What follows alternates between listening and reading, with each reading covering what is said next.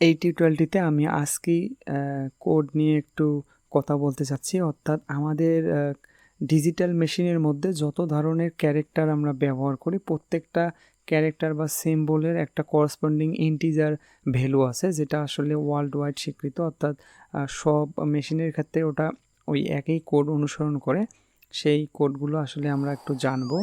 তো চলুন শুরু করা যাক। তো আমি এটা বোঝার জন্য যেটা করতেছি, আমি সাপোজ ধরেন যে প্রিন্টএফ ফাংশনের মধ্যে আপনার হচ্ছে প্রিন্ট করব একটা বিষয়, সেটা হচ্ছে %c দিয়ে যদি আমি এখানে হচ্ছে 65 প্রিন্ট করে দেই, 65 আমি একটা নিউ লাইন দিচ্ছি, নিউ লাইন লক্ষ্য করেন এখানে %d দিলাম, %d আর %d অ্যারো দিয়ে আমি বোঝাতে চাচ্ছি পরবর্তীতে হচ্ছে %c এবং 65টা আমি দুইবার দিলাম। ওকে, 65 যদি দুইবার দিই তাহলে কি দাঁড়ায়, একটু রান করি প্রোগ্রামটা। লক্ষ্য করেন এখানে খুবই একটা মজার ঘটনা ঘটতেছে, সেটা হচ্ছে আমি কিন্তু প্রোগ্রামটার মধ্যে কোনো জায়গায় এ বলে কোনো কিছু প্রিন্ট করি নাই, কিন্তু আমাদের ফলাফলটা কিন্তু এ আসছে, তাই না? তো লক্ষ্য করেন এখানে যে আমাদের %d আছে, আমরা জানি %d হচ্ছে আমাদের ইন্টিজার সংখ্যার ফরম্যাট স্পেসিফায়ার। তো আমি যে আমাদের ইনভার্টেড কমার পরে প্রথম যে আমি মানটা এখানে দিয়েছি সেটা হচ্ছে আমাদের 65। তাহলে আমাদের প্রথম যে ভ্যালুটা প্রিন্ট হয়েছে সেটা হচ্ছে আমাদের 65, কোনো সমস্যা নেই। এই জায়গা থেকে আমরা এটা পেলাম।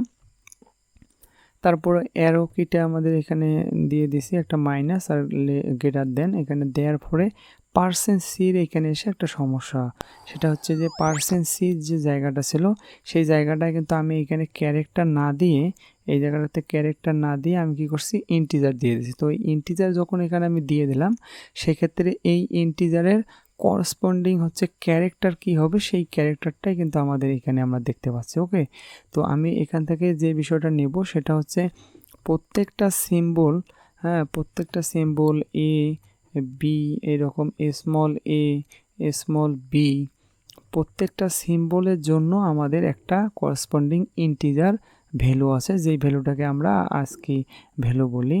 তো আমরা কিন্তু ইচ্ছা করলে সবগুলো আজকে ভ্যালু একদম প্রিন্ট করে দেখতে পারি।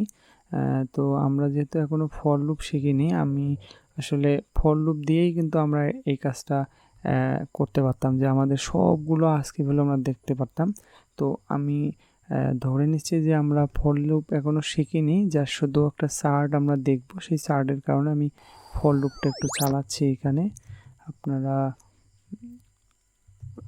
মনে কিছু করার নেই, এটা আপনাদের বুঝতে হবে না, যার শুধু চারটার দিকে লক্ষ্য করেন। 127 পর্যন্ত আমাদের মানটা দিয়ে দিলাম i++। আমি যদি কোডটা রান করি, লক্ষ্য করেন তাহলে এখানে আমাদের যে আমি এটাকে এই দিকে লাগাই দিচ্ছি, তো এটাকে একটু ছোট করে নিচ্ছি, এটাকে এখানে টপ করেছি। লক্ষ্য করেন আমি 0 থেকে শুরু করে লেস দেন কত 127 পর্যন্ত প্রিন্ট করছি এখানে, এবং প্রত্যেকবারে হচ্ছে আমাদের 65 আর 65 দুটা মিলে যা হয় বারবার একই কাজ হয়েছে। এটা তো আমাদের কাম্য ছিল না। আমরা এখানে যেটা করব, এখানে হচ্ছে আই দেব, এখানে হচ্ছে আই। আবার রান করতেছি কোডটা, এটাকে আমি হচ্ছে এদিকে রাখতেছি।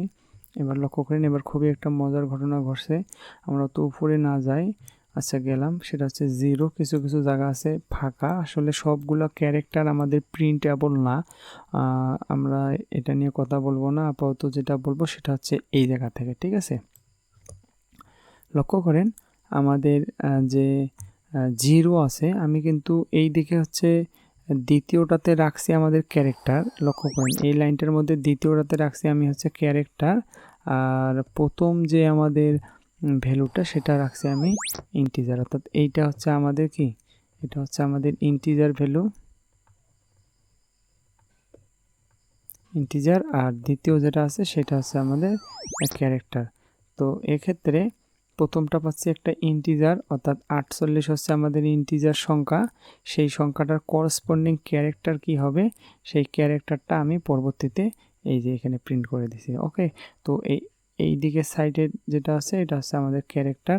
তো 0 ক্যারেক্টারটার করসপন্ডিং আস্কি ভ্যালু কত, সেটা হচ্ছে আমাদের এই যে 48। তাহলে 1 এর জন্য আমাদের করসপন্ডিং আস্কি ভ্যালু কত, সেটা হচ্ছে এই যে আমাদের 49। ঠিক অনুরূপভাবে 2, 3, 4, 5 প্রত্যেকটা এক এক করে বাড়ছে, করসপন্ডিং আস্কি ভ্যালুও দেখেন আমাদের এক এক করে বাড়ছে। এরকম করে 9 এর আস্কি ভ্যালু হচ্ছে আমাদের কত, 57। মোট কথা 0-র জন্য আস্কি ভ্যালু হচ্ছে আমাদের কত, 0-র জন্য হচ্ছে আমাদের আস্কি ভ্যালু 48। এরকম করে আমাদের 9 এর জন্য আস্কি ভ্যালু হচ্ছে কত, 57, এবং একটা একটা করে বৃদ্ধি পেয়েছে এখানে। তার মানে আমি বলতে চাচ্ছি যে প্রত্যেকটা সিম্বলই হচ্ছে যেগুলো রিলেটেড সিম্বল, সেইগুলো একই ক্যাটাগরি সিম্বলগুলোকে আমরা আস্কি ভ্যালু এক এক করে বৃদ্ধি করে এখানে দেখতে পাচ্ছি, এবং স্ট্যান্ডার্ড এটাই এইভাবে রাখা হয়েছে। তারপরে আমাদের পরিচিত আর একটা জিনিস চলে আসছে, সেটা হচ্ছে আমাদের একটু ছোট করে নিতে পারলে ভালো হতো। আমি যদি একটু ছোট করে নেই, না এখানে কাজ করতেছে না, সরি।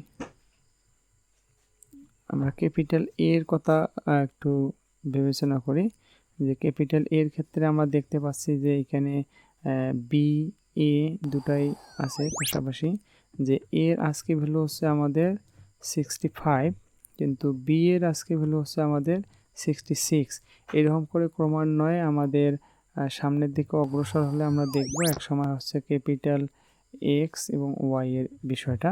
ক্যাপিটাল এক্স এর ওয়াই এবং জেড, ওয়াই এর ক্ষেত্রে হচ্ছে আমাদের কত, 89, এবং জেড এর ক্ষেত্রে হচ্ছে আমাদের কত, 90।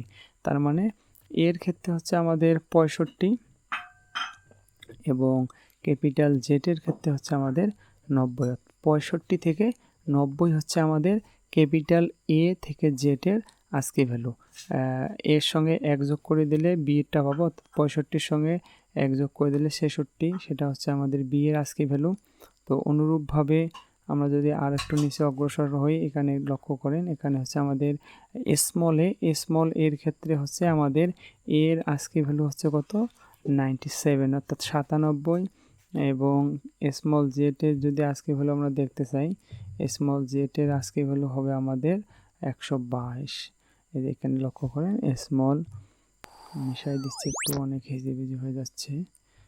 এখানে হচ্ছে ওয়াই জেড, স্মল হচ্ছে আমাদের জেড হচ্ছে কত, স্মল জেড হচ্ছে আমাদের 122, অর্থাৎ স্মল এ হচ্ছে আমাদের 97 এবং জেড হচ্ছে আমাদের কত, 122, অর্থাৎ 97 থেকে 22 হচ্ছে আমাদের স্মল এ থেকে জেড এর আজকে ভ্যালু। তো এই বিষয়গুলো আমাদের আসলে অনেক কাজে লাগে। আর আমরা মোটামুটি আজকে ভ্যালু সম্পর্কে বুঝে গেছি যে আজকে ভ্যালু হচ্ছে আমাদের কোনো একটা সিম্বলের করসপন্ডিং ইন্টিজার ভ্যালুটা। এছাড়া আমাদের এই যে যোগ বিয়োগ গুণ ভাগ ব্র্যাকেট টিল্ড অপারেটর সব কিছুটাই আসলে আজকে ভ্যালু আছে। তো আমাদের শুধু হচ্ছে ক্যাপিটাল এ থেকে ক্যাপিটাল জেড এবং স্মল এ থেকে স্মল জেড এবং 0 থেকে 9 এইগুলোর আজকে ভ্যালু জানলেই চলবে। তো আশা করি সকলেই বুঝতে পারছি। ধন্যবাদ।